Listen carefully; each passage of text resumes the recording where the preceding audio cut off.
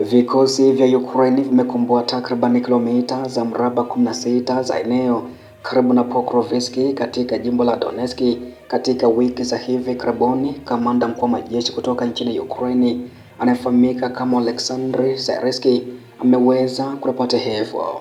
Amesema kumekuwa na kushuka kwa kasi kwa operation za kukera za Urusi baada ya miezi kadhaa ya mafanikio ya eneo kote mashariki mwa Ukraine,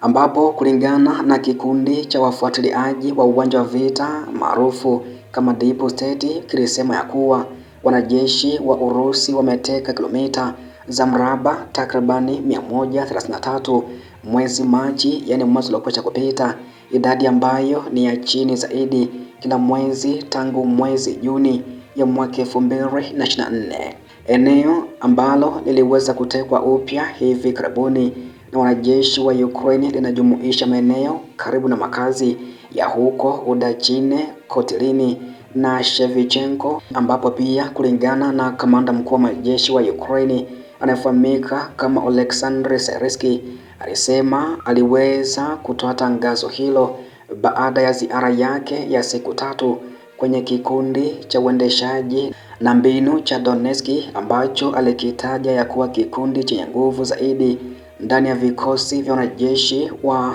Ukraine. Katika muda wa siku 3 aliweza kutembelea karibu brigedi zote za kikundi hicho chenye nguvu zaidi cha vikosi vya ulinzi vya Ukraine ambavyo vinabeba mzigo mkubwa wa mashambulizi ya adui na kuharibu nguvu na njia zake bora. Syrskyi amesema hivyo. Kulingana na kamanda huyo, amesema vikosi vya Ukraine vinasitisha takribani mashambulizi 30 ya Urusi kila siku katika sekta Pokrovsk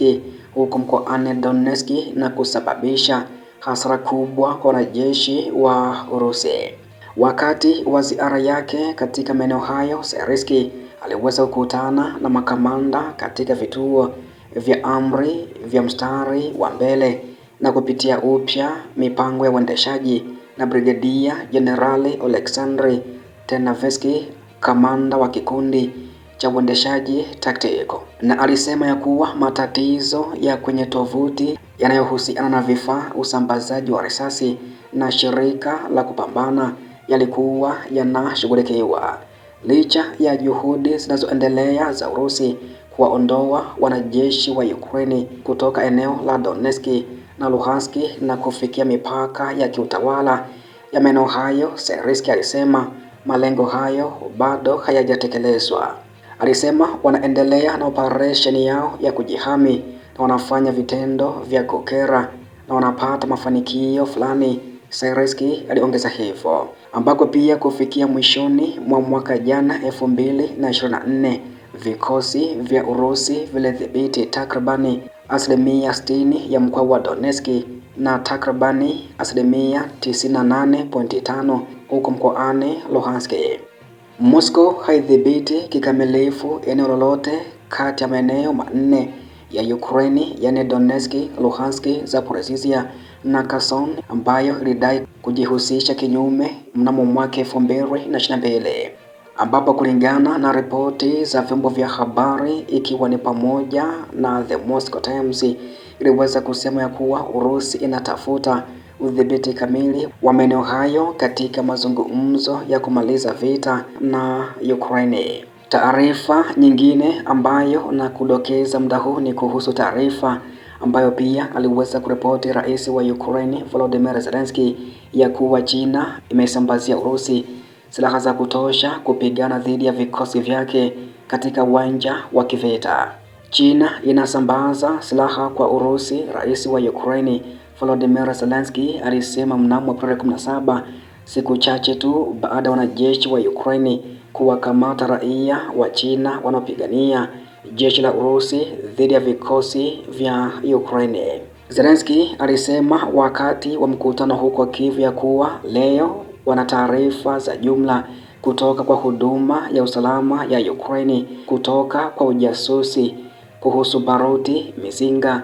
kutoka nchini China. Alisema wanadhania wataweza kusema kwa undani wiki ijayo ya kwamba wanaamini ya kuwa wawakilishi wa China wanajishughulisha na utengenezaji wa baadhi ya silaha kwenye eneo la Urusi.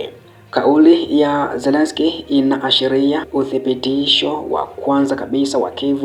ya kwamba Beijing inaunga mkono juhudi za kivita na Urusi kwa kutoa silaha, huku Irani na Korea Kaskazini ni washirika wengine wawili wa Moscow wanaoipatia Urusi silaha za kutosha. Ripoti nyingi zimependekeza hapo awali ya kwamba China imetuma silaha nchini Urusi, huku kukiwa na vita vikali vya Moscow vinavyoendelea dhidi ya Ukraine, lakini Beijing ilikanusha hilo. Pia katika majira ya joto ya mwaka jana, Zelensky alisema ya kuwa China ilithibitisha haitaipa Urusi silaha. Beijing imejiweka katika nafasi rasmi kama isiyoegemea upande wowote katika vita vya Urusi dhidi ya Ukraine, lakini wakati huo huo imeimarisha uhusiano wake wa kiuchumi na Moscow na kuunga mkono Urusi dhidi ya vikwazo kutoka Magharibi. Mapema pia mwezi huu raia wawili wa China walikamatwa na wanajeshi wa Ukraine walipokuwa wakipigana katika safu ya jeshi la Urusi dhidi ya Ukraine katika jimbo la Donetsk, na baadaye Zelensky alisema ya kwamba takribani 100 kadhaa raia wa China wanapigana upande wa Urusi nchini Ukraine. Na mmoja wa wanajeshi waliotekwa alidai ya kuwa alilipwa rubosi 300,000, takribani dola 3,500 kwa mwanajeshi wakati nchini China ili kujiunga na jeshi la Urusi ili kubadilishana na ahadi ya uraia. Huduma ya vyombo vya habari ya kitengo cha kijeshi cha Ukraine iliweza kuliambia gazeti la mtandaoni la Ukrainska Pravda mapema katika hiyo.